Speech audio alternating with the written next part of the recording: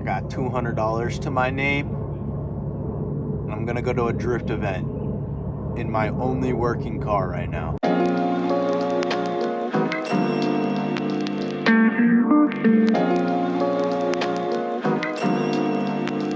For those of you who don't know, my name is Isaac. Me and Colin, my neighbor, were the creators of Relevant Garage, this so-called YouTube channel thing, whatever we got going right now. In high school, I just graduated this year. Colin graduated the year before. Back on track here. I wanted to be able to daily drive something, have fun with it, getting to point A to point B, and have it be a reliable drift car. And this car that I'm currently sitting in has checked all three boxes, and I've built it for under $5,000. The whole purpose of this video is to show that you can get into drifting for under $5,000 and get a reliable enough car to drive every day. That I have been daily driving since February of 2024, and it's now about mid-June, almost July. And most importantly, I was able to check the box on my first track day with this. I really wanted to try and get my first ever track day done before I graduated high school. I think that is a very cool thing to say, which was all done on my money, besides my friend's driver pass, Taylor, that he was able to lend me because his car was broken. But if you haven't been able to tell yet, this is Colin's old steering wheel, and this is very similar looking to Colin's car. And if you've been able to put two and two together, this is why.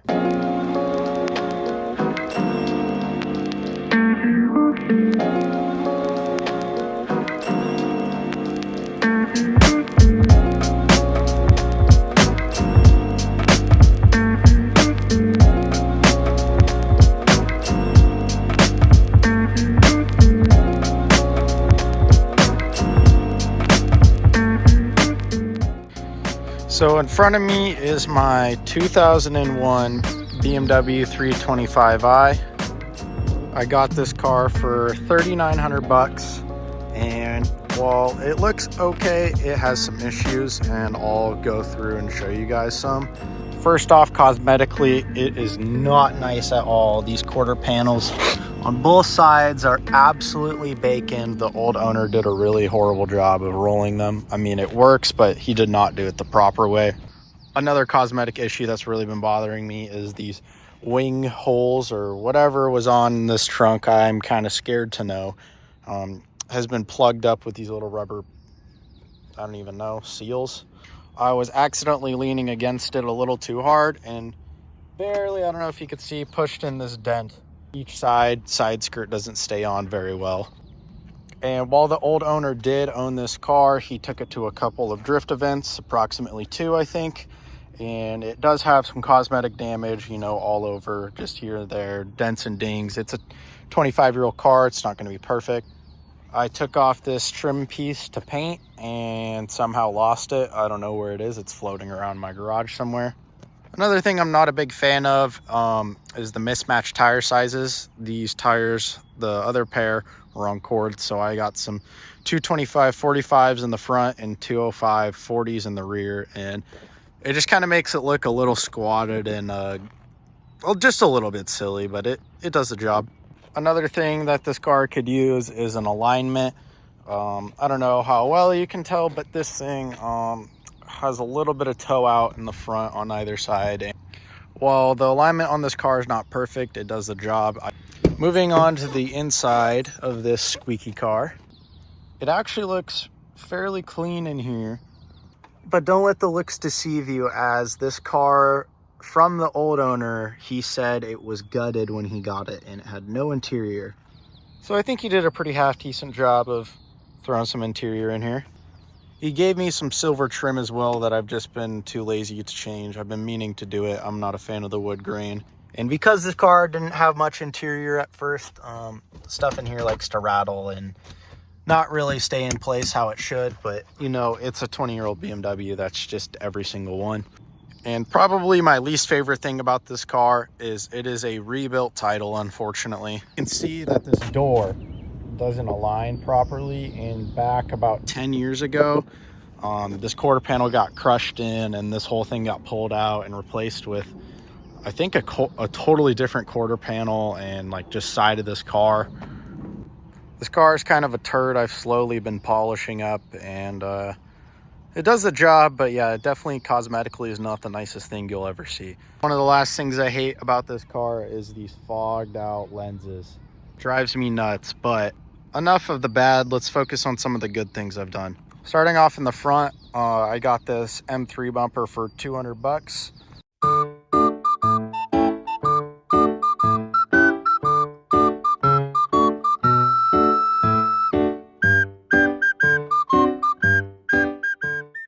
It was already painted silver, and I think it made the whole front end of the car look a little bit better, you know, made them smile just a little bit more. And then I was lucky enough to get the car on some BC Racing coilovers. They aren't the extreme lows, they're just the normal BC Racing coilovers. And then I got the car on a full set of Mustang tri-spoke wheels that I just was not a big fan of. I thought they looked okay. They just made the car look a little silly. So I was able to find the full set of MB battles between my friends, and I think the silver on bronze looks pretty good for what it is. I definitely wish that they were gunmetal or silver or something else, but I don't mind the bronze. I think having a full set of matching wheels is just a win in my book. I don't know how much of this you guys are going to be able to see, but that red bar right there is my adjustable rear lower control arms that also came with the car. And then I also was able to get the car with a welded 346 diff. This car does not have a reinforced subframe. And if I were to do anything differently about doing this car over again, that is probably one of the first things I would do, is drop that subframe and do a whole bushing refresh. The ones in there are fine, but if you guys know or have done your research on these, they're notorious for having, especially the pre-facelift models, having the subframes rip out of the rear end. My frame is totally okay. I was lucky enough to get this car with only, I believe, 153 or 154K miles on it when I got it. So it's not a very high mileage car, and the bushings in there are looking okay for now. The only bushing I did replace under there was the differential bushing, because that thing was absolutely smoked. I'll put a picture up on the screen. And then as far as on the underside of the car, I did snap an axle, you know, just being a goofball, dumping the clutch on the passenger side. So the passenger side axle, wheel hub, wheel bearing has all been replaced on this side. When I snapped the axle shaft literally broke off inside of the wheel hub and twisted the splines of the wheel hub. So that's why I had to do a wheel bearing and wheel hub on the passenger side. I definitely recommend, if you are going to do that, definitely try and replace both sides at a time, just so they're done at the same mileage. But this thing is not a super high mileage car, so I don't hear much rear end play or vibration or anything. So I didn't even really bother to do this side. It's been totally okay for me. But with that being said, it's definitely good to do both sides at the exact same time.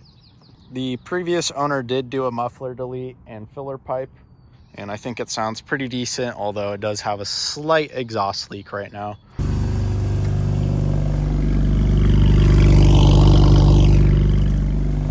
Making our way back inside of my car, the old owner put in an NRG bucket seat. I am not the biggest fan of NRG, but it does the job. And yeah, this is kind of why over time their quality just likes to not hold up as well. I don't think it's really uncomfortable or anything. You can adjust the padding. It does the job, right? It also has an eBay short shifter. I will be keeping this steering wheel for a very long time. That's definitely one of my favorite things I've done. And it makes me really want to put in the silver trim, because the silver. I think it would just look really good. It does have an eBay handbrake extension that doesn't work. Looking under the hood, this thing is nothing special but a 2.5 liter. This intake setup was all cracked. The stock box and filter was just absolutely toast. The only other thing motor-wise that I really did, I just haven't put all the stock plastic stuff back on. The only thing, I really touched was spark plugs. The coil packs were fine. And if you guys have one of these or have worked on one of these, you guys know that the CCV system tends to, shit the bed. So I replaced all the hoses and the pump down there. Although if you are going to do this, I would just recommend simplifying the whole setup and running an oil cash can.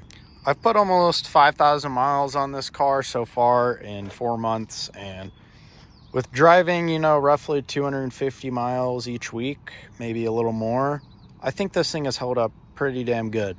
The cooling system is stock. Everything in it is stock, but it doesn't ever go past just barely halfway when it's warm.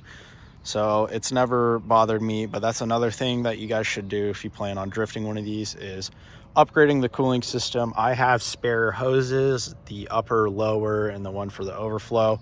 So I'm not very worried, but definitely recommend getting a nice aluminum radiator and a nice thermostat if you want this thing to stay cool at the track.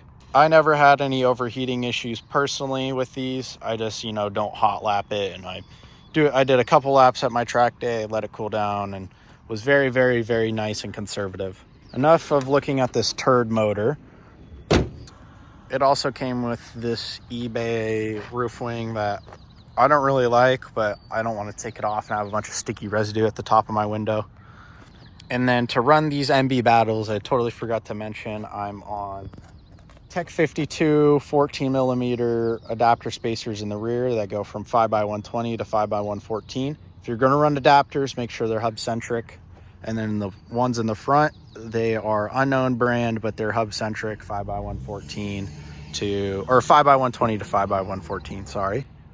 And then coming back to one of the last things I've done to this car was I tinted the stock orange tail light blinker right here to red. I think the all red tails just make it look a little bit better, and was something I did in like about an hour with my buddy. And I have gone with the method of if it's not broke, don't fix it with this car, and it's held up with that way very well.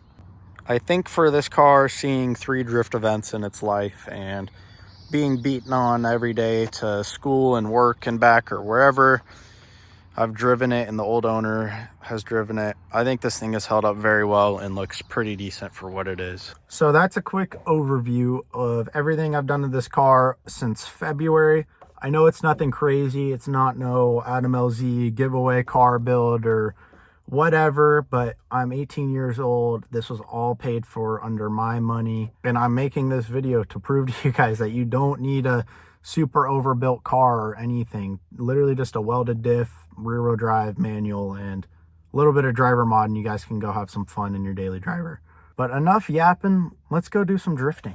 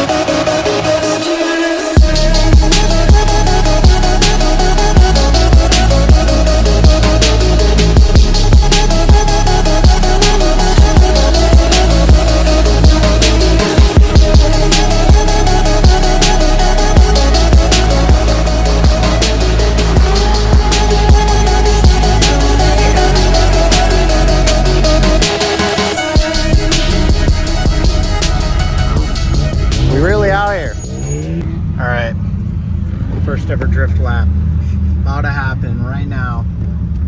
I'm riding shotgun. And this guy's riding shotgun because Taylor's car is broken. We couldn't finish it in time. I'm shitting myself right now. Yeah, let's goal today, not send this thing into a wall. And if I can, drive it home.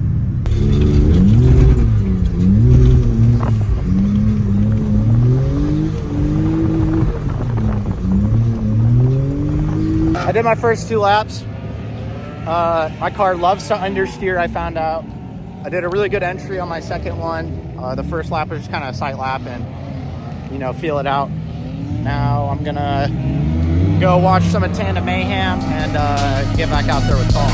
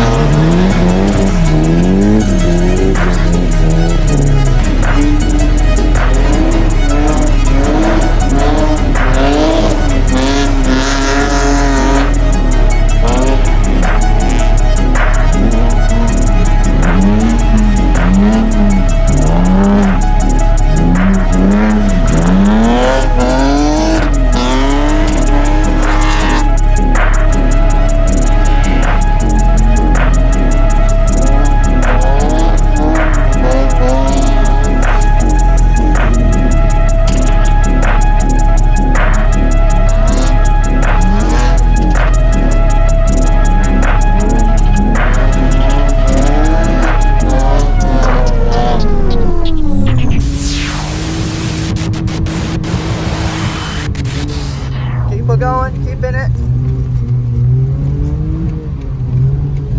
Keep in it. Keep in it. Yeah, keep in it. Keep in it.